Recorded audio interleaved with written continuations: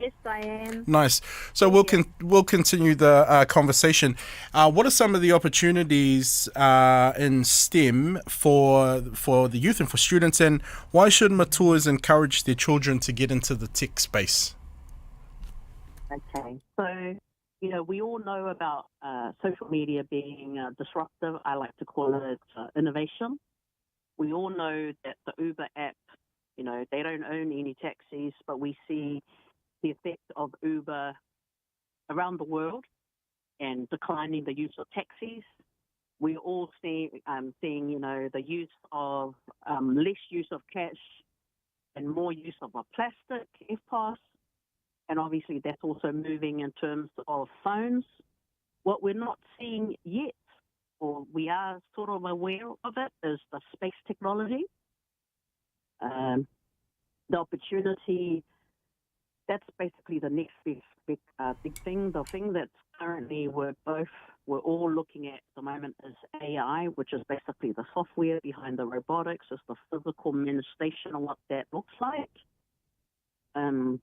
What people don't know is 3D printing is actually printing houses as we speak. So the technology is everywhere. What is the opportunity? Now, I do know that as all of us have seen in our workplaces, even as in warehousing, there's automation of it. Where you're seeing computerized systems that, bin locations, picking slips, invoicing, they're all automated, whereas before it used to be manually inputted by somebody and then it gets manually emailed out. Mm. Now what's happening is, the system, you just scan that product in, you scan it, to pick it, it tells you where you can pick it from, and then, you just scan that in and away the system, sends the invoice to the customer. We do need people to come and physically pick up the order and then it gets sent. Now, from an accounting perspective, we used to have accounting, people used to have a lot of accountants doing their paperwork or bookkeepers. Now, the disruption in that industry is basically zero. It's an automated system. Before you used to have, bank statements where you manually tick. Now you can integrate bank statements zero with the banks. So now that automatically gets reconciled. Mm. The other thing that we don't actually see are robotics. Now, a couple of months ago, the first fully automated warehouse was actually opened here in Auckland. If you think about fully automated robots, yes, technology is going to take some of the jobs that's come through, but technology is also going to be creating more jobs. So, we won't have people on the floor because you're going to have robots, but they will need people to fix those robots. I suppose for some of us, if you remember back, New Zealand Post, they used to have people sorting out the mail. Now you have robotic arms sorting out the mail. That, I think, let go 5,000 people. We think about in-lab revenue. We had people, they had offices all over New Zealand. The automation of the application to in-lab revenue was made on, you do all that stuff online and actually let go about 3,000 people. So back then it was like, only some people got affected. But nowadays, technology has accelerated, or I suppose COVID-19 has accelerated the use of technology. Mm. I mean, you're looking at the creative sector, AI. I mean, news has actually been replaced by social media. I laugh at this because we know this. There's a huge decline in viewership in terms of TV, huge decline in terms of listening to the radio, Mm. huge decline in buying of newspaper.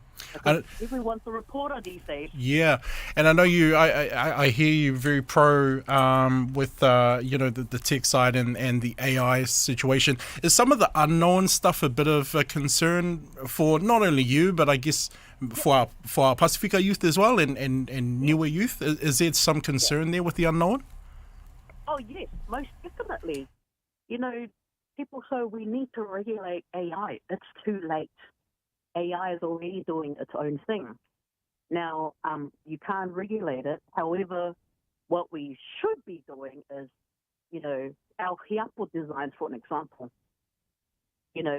Cultural appropriation is a huge thing for us. Mm. There is no law to protect our indigenous designs.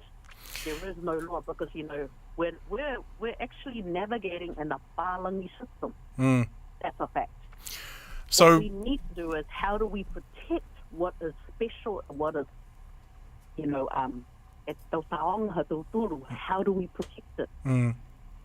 Yeah. Do you think that with encouraging our youth to become a part of this world, do you think that this is a pathway to fixing that or mending that concern? The thing is, we have to be part of it. Mm. We use the Palangi currency, we use the Palangi law, and sadly, it's just the way the world is. Mm. And yes, we do need to. What I encourage is, yes, way back when I was trying to encourage technology over 25 years ago, the question I was asked was, should I let my child, is the website safe? Now, it's not safe because we know there's stuff in there that people deliver into our child's screen, and unless you're monitoring it, you will see that some of that stuff is unsafe. Fast forward 25 years, we have social media, online bullying is a thing, and those things. Yet we do need to embrace it, but not at the expense of who we are as Niue people, not at the expense of who we are as Pacifica people. However, we can actually use that cultural knowledge. We can use that cultural knowledge it can go coexist. Mm. I'm not saying that we compromise who we are or our cultures. What I'm saying is we have no choice in it. Mm. We have to adapt. Yeah. Well, unless you want to go and live somewhere else where off the grid. You move into the forest, you reckon? Hey, Yeah. Mary, Then, of course, yeah. tell us about the conference and the expo that is coming up. Who can attend and how can they register? Okay, so this Friday on the 25th of July and Saturday the 22nd of July, we have the conference on Friday. So we do need to register because, we have a space of 300 that we're taking for the conference. The expo is for both days, Friday and Saturday. You don't need to register, but if you're a school or a youth group and you're bringing 20 people or more, please register your group. The reason why we're doing that is we're expecting on Friday over 1,000 students. We have 13 schools coming and more schools are registering as we speak. We're expecting 5,000 to 10,000 people over the 2 days. Wow. We want everyone to come because, believe it or not, our matua, the elderly, they need to know how to use technology. The thing is, our matuas, they're very tech savvy. It's just that we think they don't know how to. But we all know they're on YouTube, they're listening to the news, they're watching the news on YouTube, so they need to come.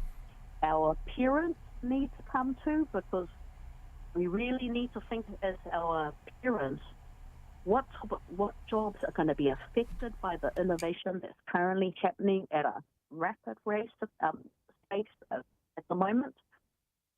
Is my job going to be affected, or how can I look at the opportunities now and hop on it straight away? So when I say this, people, they think affiliate marketing is not even cool, right? But a lot of those people on affiliate marketing, they're already pivoting their income. Pivoting meaning was, today you might be a cop and tomorrow you're gonna, might be a social media influencer. There is nothing wrong with that. And then for our kids, we see kids. They don't need to leave school in order to make an income or create a business. There are kids out there being paid or getting paid really well. So I'm not saying you don't need education. Yes, you still need education because you still need that backbone and you still need that support. You do need to understand the navigation or the planning. We call it discuss, plan, and create something. What I am saying is, please, parents, think about the changes. Changes are not going to happen in 20, 30 years. They're actually happening right now.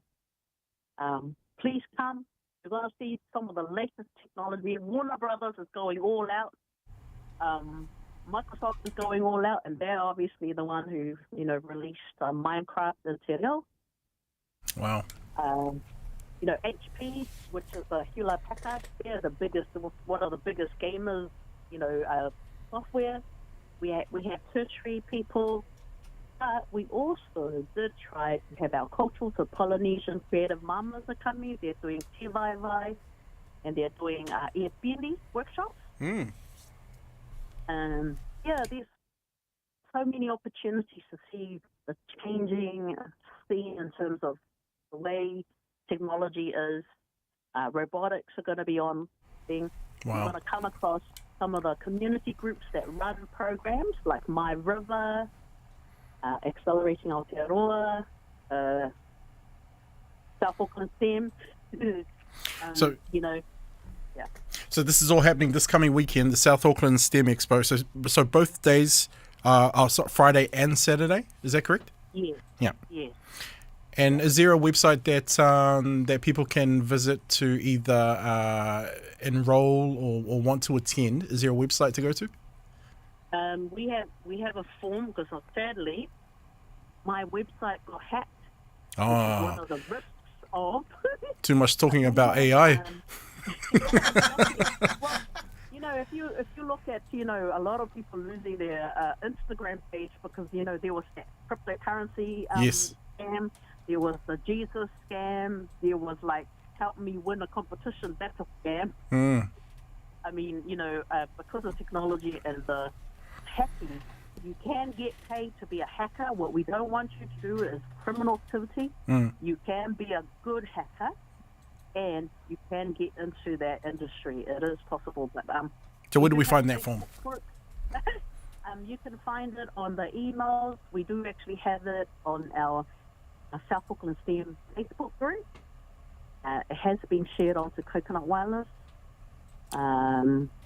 We've emailed you.